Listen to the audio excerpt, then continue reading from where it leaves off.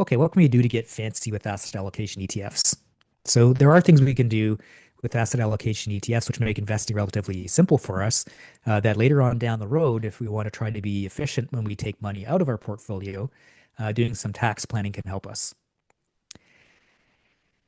Now, one of the other questions besides tax planning that I hear about is adjusting your asset allocation. So this usually occurs in the context of, I'm a few years away from retirement and I'm thinking that I need to have less risk in my portfolio, so I should be having more bonds. What do I do? Do I sell my all equity allocation ETF or my 80/20 grow asset allocation ETF and buy more of a balanced one, or do I just start adding money to something else?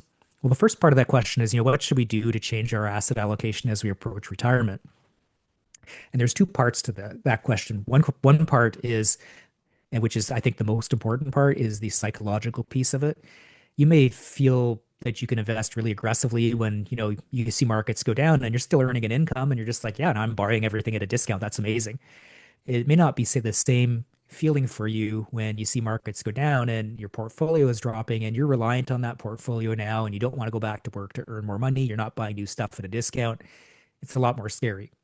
So psychologically, how you're able to handle the market going up and down may be different as you approach or enter retirement. So I think that is probably the most important rate limiting feature for people.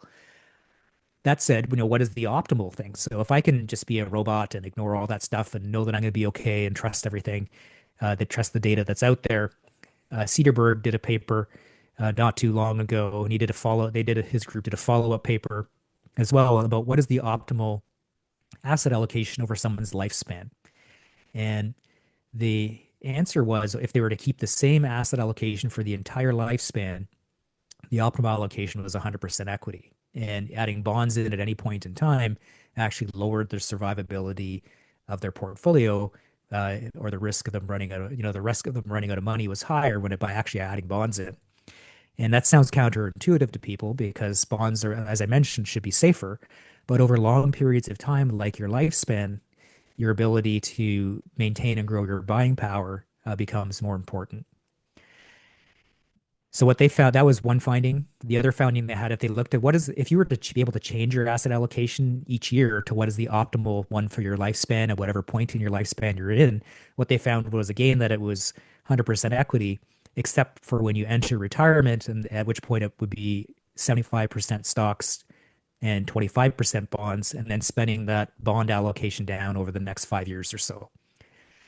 So that accounts for something which we call sequence risk, but it allows you to build that big portfolio so you have a big amount of money at retirement to draw from. And even if you get unlucky, you're blunting a bit of that by having some bonds in there around the time where you're just starting to draw from your portfolio.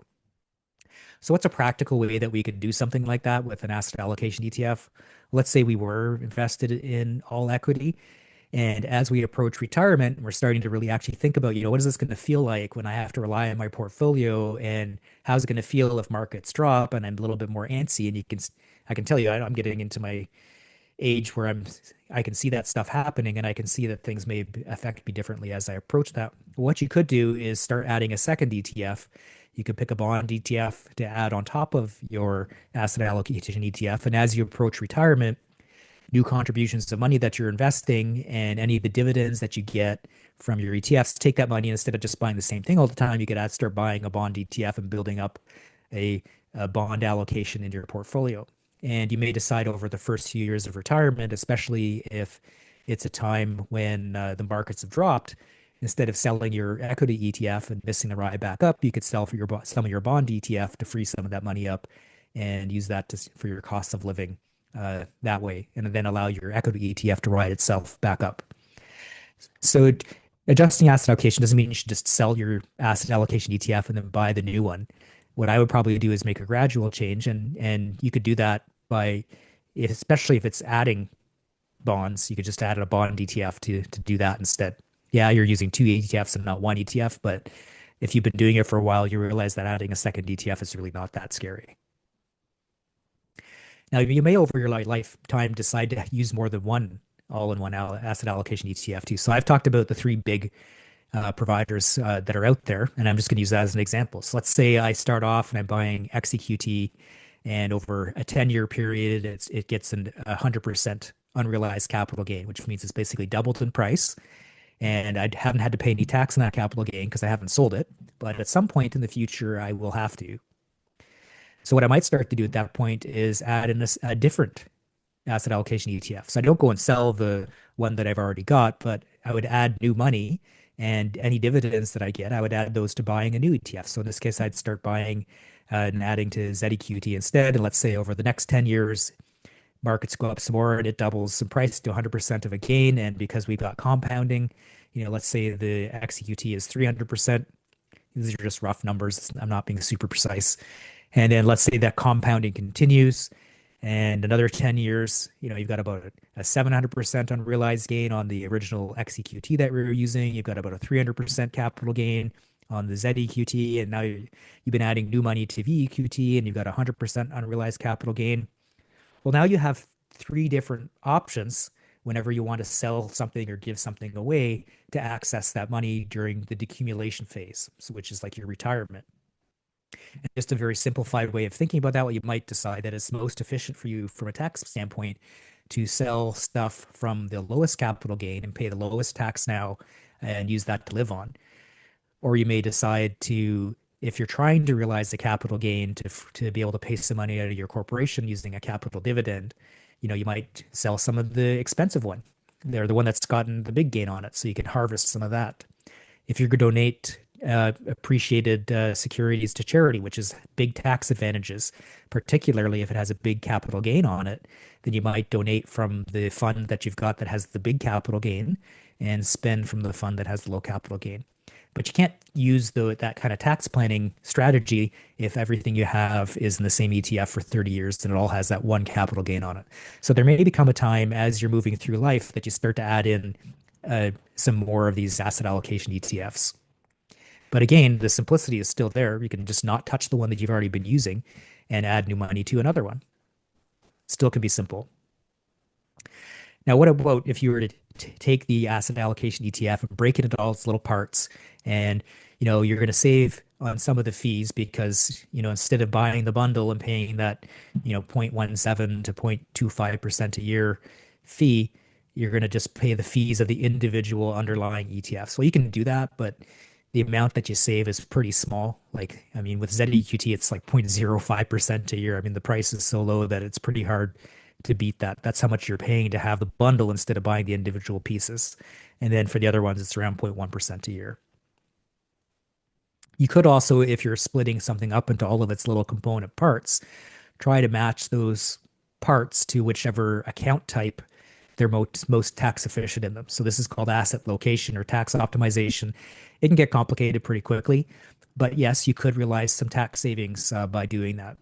It's definitely not worth it for the average Canadian because, if you just have personal income and it's in a relatively low tax bracket and most of your money's in an RRSP and a TFSA, you're not really going to get much benefit from doing that. If you're in a very high tax bracket, particularly if you're incorporated, there could be some benefits there, somewhere in the 0.6 to 0.8% a year range, depending on how your corporation is functioning. But you could try to match that up. As I mentioned, that gets complicated pretty easily.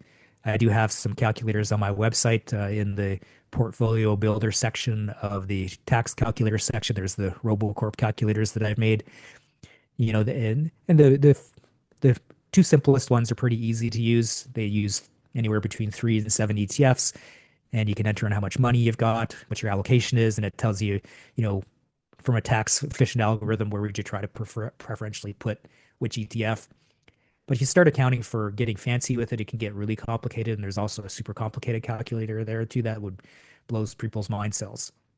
So if you're ever thinking about that, I would caution you to consider, yeah, you might be saving a little bit in tax. It depends on, your situation, but, that behavioral error of buying and selling things at the wrong times or putting stuff off because it's complicated, that can be costly as well. And it doesn't take much to overcome a small tax savings if you start making a bunch of behavioral mistakes because you're trying to do it. So if you're going to do it, it has to be very simple for you. You have to be very comfortable with doing it. And you really should have some kind of tool that makes it easy. Okay, so putting that all together, if I were to summarize everything, asset allocation ETFs make smart investing very simple. There's a lot of really good research behind why they're designed the way that they're designed and why they work so well. Even though they're simple to use, they're actually sophisticated instruments. Now, it still may not be easy because you have to believe that markets work and you have to ignore the noise that's around you and live the rest of your life. And I know that sounds like, it's simple, but it's not when you hear really interesting, exciting stories. We're used to in medicine, if we work harder, we get better results. And we try to translate that to investing, even though it doesn't, the data shows it actually doesn't translate. But it's very counterintuitive to most of us. Pick a suitable asset allocation ETF that suits your risk tolerance. That's the biggest decision you're going to make. The differences between them are relatively minor. And as you move through time, you may add more than one. But again, you're still going to be relatively simple. You might decide at some point to adjust your asset allocation. Again, if you're going to do that, do it deliberately and slowly over time because something is changing, not reactive to whatever some headline is or how you feel, because those emotions are usually going to drive us to make bad decisions. You can break them up into the little pieces to try to save on the fees or to tax optimize, but I would, caution you to think carefully about whether you think the savings is worth the behavioral risk and the hassle of doing it. And that answer may be different for different people. Some people will be like, yeah, it's no problem. I'm totally going to do that. But most people, especially starting out, it's probably not worth it. And I'm going to finish off there. And I think I've finished us with lots of time to answer questions. And looks like there's a lot in the chat box there.